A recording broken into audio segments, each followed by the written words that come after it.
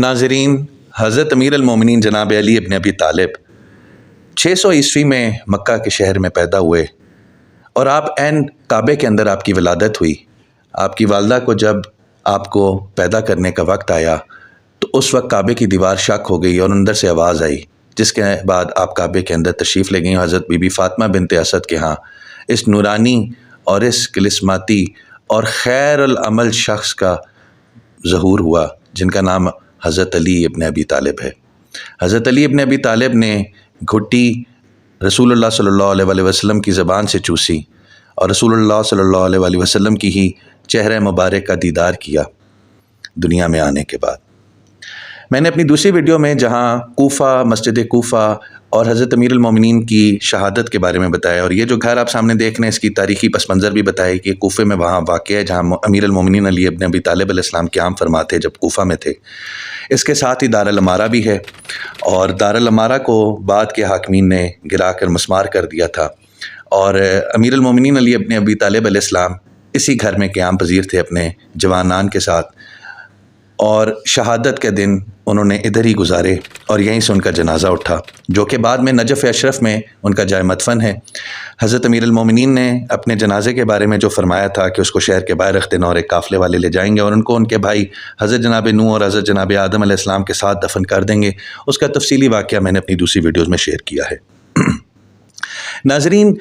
ये हकीकत जानना बहुत ज़रूरी है कि आज 1400 साल बाद हज़रत अमीर अल-मोमिनीन अली इब्न अबी तालिब के कातिलीन का नाम तो अयां हो गया है, पर उनका मकसद और उन्होंने क्यों हज़रत अमीर अल-मोमिनीन अली इब्न अबी तालिब पर हमला किया और उनके ख़िलाफ़ क्यों लोग थे, इसको जानने के लिए ये बहुत ज़रूरी है कि हज़रत अमीर अल-मोमिनीन अली इब्न अबी तालिब उस कड़ी का हिस्सा हैं जो दुनिया और अल्लाह ताला ने इंसान को ख़ल्क़ करने से लेकर आज तक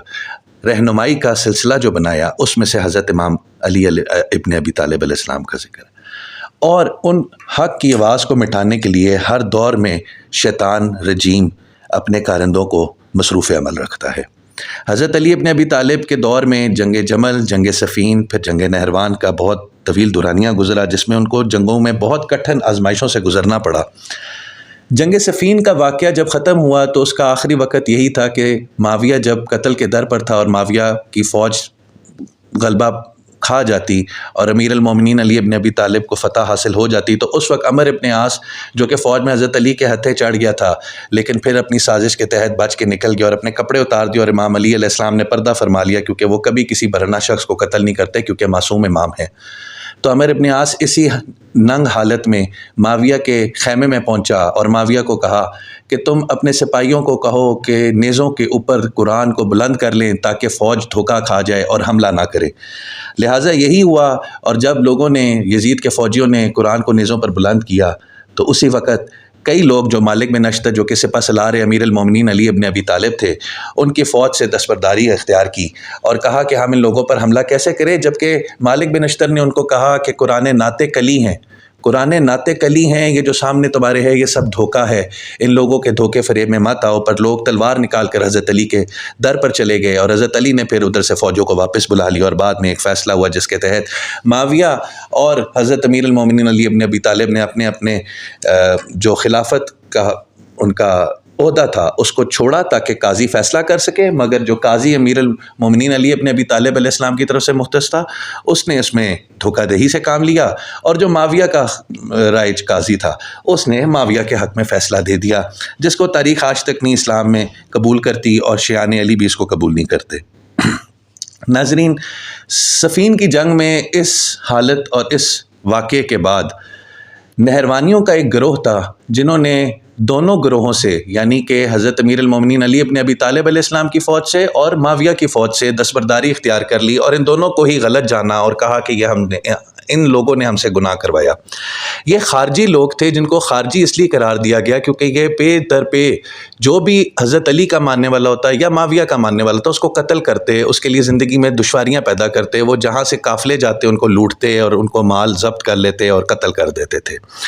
हज़रत अमीर अल-मोमिनीन अली इब्न अबी तालिब इनकी इन हरकत की वजह से बहुत परेशान थे और बारहा बार इनको ख़त लिखे कि ऐसी हरकतों से बाज़ आएँ, मगर ये गिरोह बाज़ ना आया। इस गिरोह के बारे में रसालत माब हज़रत मोहम्मद मुस्तफ़ा सल्लल्लाहु अलैहि वसल्लम ने अपने दौर में फ़रमाया था कि ये वो लोग हैं जिनके گلے قرآن کی تلاوتوں سے تر ہوں گے مگر ان کو جہنم کے کتوں سے تشبیہ دی، اور فرمایا کہ یہ جہنم کے کتے ہیں،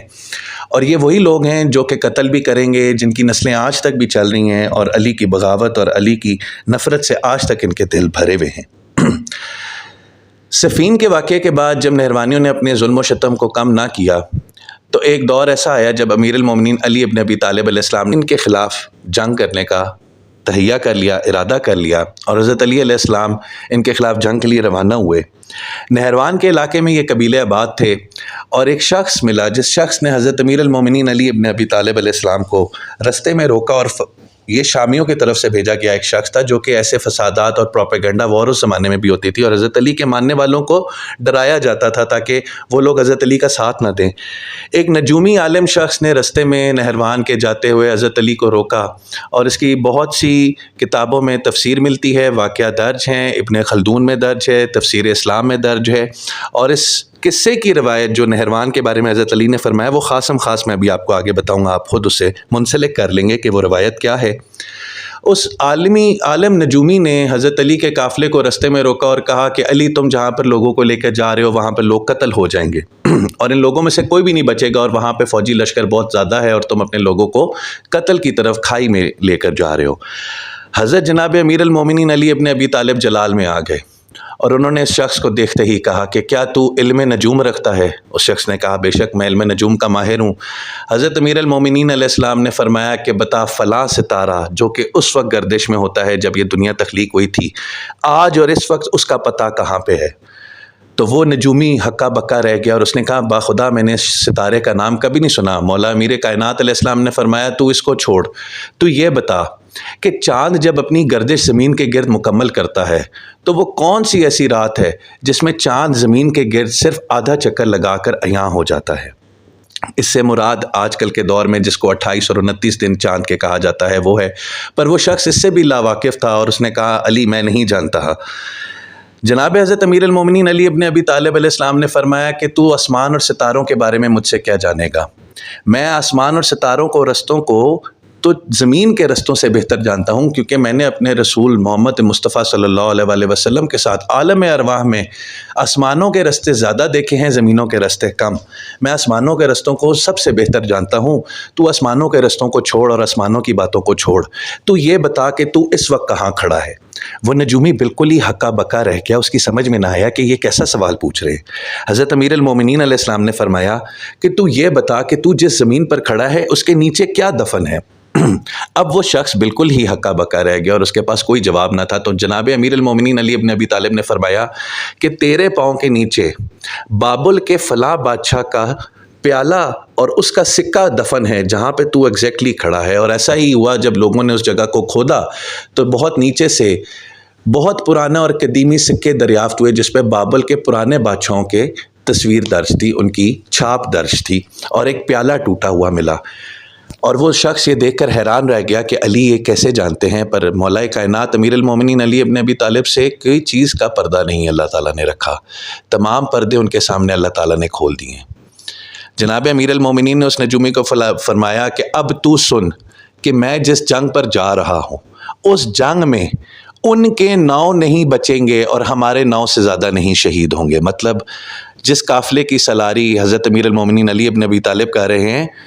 جناب مولا کائنات فرماتے ہیں کہ میرے لشکر سے صرف 9 شہید ہوں گے اور ان کے لشکر میں سے 9 نہیں بچیں گے، مطلب 9 لوگوں سے زیادہ نہیں بچیں گے۔ اور ایسا ہی ہوا، جنگ نہروان کے بعد نہروانیوں اتنے قتل کیے گئے جنگ نہروان میں کہ ان میں سے صرف 9 لوگ بچ کے بھاگے، جن میں سے ایک عبد الرحمن ابن ملجم مرادی بھی تھا، اور باقی اشخاص جو اس کے ساتھ بھاگے ان میں سے 2 اشخاص وہ تھے جنہوں نے یہ تہیہ کیا کہ ایک عمر ابن عاص کو مصر میں اور ایک معاویہ ابن ابی سفیان کو شام میں جا کر قتل کرے گا، اور عبد الرحمن ابن ملجم مرادی نے یہ قسم اٹھائی کہ میں مولا کائنات امیر المومنین علی ابن ابی طالب کو نعوذ باللہ من ذالک قتل کروں گا۔ नहरवान की जंग में जो 9 असहाब अमीर अल-मोमिनीन के शहीद हुए, उनमें 2 और कुछ रवायतों के मुताबिक 3 खुद मौला कायनात अमीर अल-मोमिनीन अली इब्न अबी तालिब अलैहिस्सलाम के बेटे हैं, जिनमें से एक को बाबल के करीब दफन किया गया, जिनकी ज़ियारत आज भी इराक़ में मशहूर है। और मस्जिद दक्कतुल क़ज़ा, जहाँ पर अमीर अल-मोमिनीन अली इब्न अबी तालिब ने सूरज को पलटाया था ताकि काफ़िले के लोग नमाज़ पढ़ सकें उनके साथ, क्योंकि अमीर अल-मोमिनीन पीछे रह गए थे और नहरवान की जंग से वापसी पे जो उनके एक बेटे ज़ख्मी हालत में थे, उनको भी शहादत नसीब हुई। और अमीर अल-मोमिनीन अली इब्न अबी तालिब ने ज़ोहर और असर के दरमियान उनको दफनाया। और जब आगे पहुँचे तो मस्जिद दक्कतुल क़ज़ा वो मकाम है जहाँ पर काफ़िले के लोगों ने उनसे शिकवा किया कि उनकी नमाज रह गई और अमीर अल-मोमिनीन आप पीछे से आए। और अली का गम कोई नहीं जानता था कि अली अपने बेटे को, जवान बेटे को दफना कर अभी पहुँचे हैं। और अमीर अल-मोमिनीन अली इब्न अबी तालिब ने उंगली के इशारे से सूरज को पलटाया और लोगों ने फिर बाजमात नमाज अदा की। नाज़रीन, मैं यहाँ पर आपको बताना चाहता हूँ कि हज़रत अमीर अल-मोमिनीन अली इब्न अबी तालिब ने अपने दौरे खिलाफत में मिस्र की गवर्नरी हज़रत मालिक बिन नश्तर, जो उनके बहुत ही करीबी साथी और उनके हर जंग में सिपाहसालार ठहरते थे, उनको सफ़ीर बनाकर भेजना चाहा, लेकिन रास्ते में ही माविया के साजिशियों ने उनको जहर देकर कत्ल शहीद कर दिया। और जनाब मालिक बिन नश्तर के पास जो पैगाम था मिस्र के लोगों के लिए, जो हुकूमत के कुछ अहम नुकात थे जो मौला अमीर कायनात अलैहिस्सलाम ने मालिक बिन नश्तर के हवाले किए थे, वो आज वर्सेल्स के म्यूज़ियम फ्रांस में मौजूद हैं। और फ्रांसीसी गवर्नमेंट ने ये उसके बारे में अलल ऐलान उसकी सनद दी है कि ये जो असूल अली इब्न अबी तालिब ने मालिक बिन नश्तर के हाथ भेजे थे मिस्र की गवर्नरी के लिए, ये असूल किसी भी दौर में, किसी भी मुल्क में, किसी भी कौम के लोगों को चलाने के लिए और गवर्न करने के लिए सबसे बेहतरीन असूल हैं। ता क़यामत आज के दौर में भी सुनहरी असूल हैं जिनसे कोई भी मुनसिफ़ाना और आदिलाना हुकूमत कायम की जा सकती है। जिन नुकात पर अमीर अल-मोमिनीन अली इब्न अबी तालिब ने मालिक बिन नश्तर को कूफा की गवर्नरी सौंप कर भेजा था, हासिदीन और मुजरिमों ने अपना जुर्म करके ही रहना था और उन्होंने मालिक बिन नश्तर को शहीद कर दिया। जनाब अमीर अल-मोमिनीन अली इब्न अबी तालिब को 19 रमज़ान की फ़जर के वक्त जब अब्दुर्रहमान इब्न मुलजम मुरादी लईन ने तलवार की ज़रबत से ज़ख्मी किया और वो शहीद होने लगे और 21 रमज़ान को वो शहीद हो गए। इन 2 दिनों में मौला अमीर कायनात ने बहुत सी वसीयतें और बहुत से अहम अमाल और बहुत से अहम अहकामात अपने दोनों जवानान अहले जन्नत बेटों को दिए, जनाब इमाम हसन अलैहिस्सलाम, जनाब इमाम हुसैन अलैहिस्सलाम, और ख़ास जनाब इमाम हसन अलैहिस्सलाम, क्योंकि अमीर अल-मोमिनीन अली इब्न अबी तालिब के बाद इमामत का मनसब जनाब हज़रत इमाम हसन अलैहिस्सलाम का था। तो उनको उन्होंने बहुत सी ज़रूरी अहकामात और वसीयतें लिखी, जिसमें यतीमों का ख्याल रखना, बेवाओं का ख्याल रखना, लोगों का हक़ अदा करना, इस्लाम से कभी ना हटना। मैं अपनी दूसरी वीडियोज़ में उसकी पूरी तफसील भी आपको बताऊँगा जो अमीर अल-मोमिनीन अलैहिस्सलाम ने अपने औलाद को वसीयत की थी। वो ऐसे असूल हैं कि आज के दौर में भी अगर उनको पढ़ा जाए तो इंसान अश अश कर उठे कि ये कौन है जिसने ये लिखे हैं। ये बाबुल इल्म ही हो सकता है, ये वही हो सकता है जिसको रसूलुल्लाह सल्लल्लाहु अलैहि वसल्लम गदीर खुम के मकाम पर हाथ बुलंद करके फरमाते हैं, मन कुन्तु मौला फ़हाज़ा अलीयुन मौला। ये सिर्फ़ उसी का कलमा हो सकता है, ये सिर्फ़ उसी के अहकामात हो सकते हैं जिसने अपनी औलाद को 30 साल परवान चढ़ाया इस ज़माने के लिए, और इस ज़माने में अल्लाह ताला की हुज्जत को पूरा करने के लिए उसने अपनी औलाद को रस्ते में लगा दिया और औलाद को वो अहकामात दिए जो दुनिया में सुनहरी असूलों के तौर पर लिखे जाते हैं। इब्न मुलजम मुरादी लईन ने जब हज़रत अमीर अल-मोमिनीन पर ज़रबत चलाई तो अमीर अल-मोमिनीन ने उस लानती और ज़ालिम शख्स को अपने सामने जब बुलाया तो पूछा कि क्या मैं तेरा बरहक इमाम नहीं था? अब्दुर्रहमान इब्न मुलजम मुरादी ने कहा कि बेशक आप बेहतरीन इमाम थे,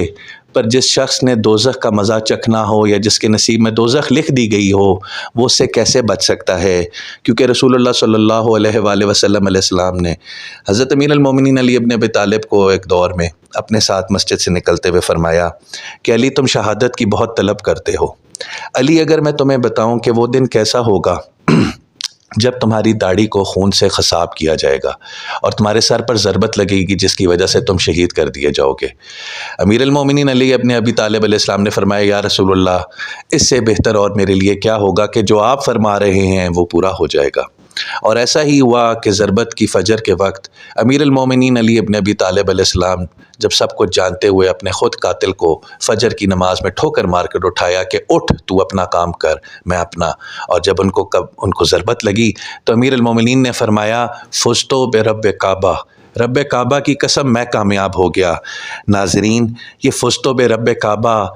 اس کی حقیقت اور اس کے اوپر تفاسیر لکھنے میں 1400 سال بڑے بڑے علماء رہ چکے ہیں، مگر ان سے اس کی تفسیر نہیں لکھی جا سکتی کہ علی کا کیا مقصد تھا کہنے سے کہ رب کعبہ کی قسم میں کامیاب ہو گیا۔ بہت سے دنیا کے ماہرین اور جدید دنیا کے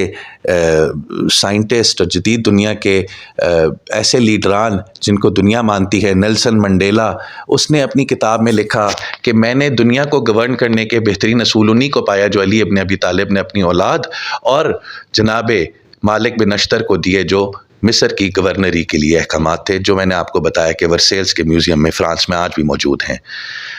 اسی طرح دنیا کے بڑے بڑے لوگوں نے علی کے بارے میں فرمایا۔ تھامس کارلائل ایک بہت مشہور برطانوی ایک فلسفی ہے، جس نے کہ امیر المومنین علی ابن ابی طالب کو اگر یہ دنیا جنگوں میں نہ اکساتی اور جنگوں میں نہ مصروف کرتی اور صرف ان کا مقام ان کی خلافت، مسند خلافت پہ بیٹھتے اور مسند خلافت پر بیٹھ کر علی فیصلے کرتے اور علم بانٹتے صرف، اور دنیا ان کو جنگوں میں نہ الجھاتی،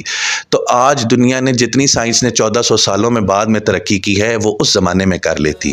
مگر افسوس انسان نے اس کی قدر نہ کی جو اللہ تعالیٰ نے اس کے لیے دنیا میں حجت تمام رکھی۔ اللہ تعالیٰ آپ سب کو اپنے حفظ و امان میں رکھے۔ السلام علیکم ورحمۃ اللہ وبرکاتہ۔